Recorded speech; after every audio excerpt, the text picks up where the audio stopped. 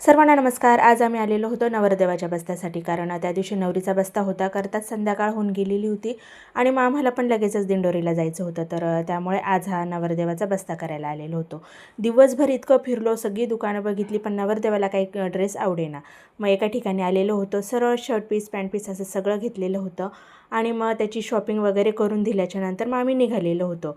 तर मुलांना सोबत आणलेलं नव्हतं आणि मग त्याची शॉपिंग झाल्याच्या नंतर लगेच शुभ्राचे पप्पा, दादा, पप्पा यांनाही लगेच घेऊन टाकलेले होते ड्रेस। तर निघता करता आम्हाला रात्रच होऊन गेलेली होती। तर हा कुठला परिसर आहे मला कमेंट करून नक्की कळवाल, नाशिकमधला आहे।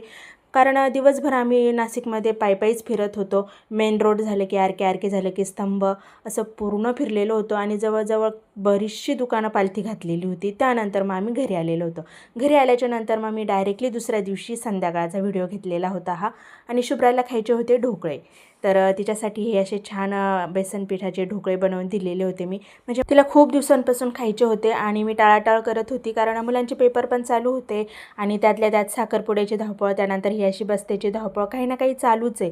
आणि बस्ता झाल्याच्या नंतर माझी तब्येतही इतकी खराब झालेली होती, म्हणजे आमची सगळ्यांची ऊन लागल्यामुळे थोडासा त्रासच झालेला होता।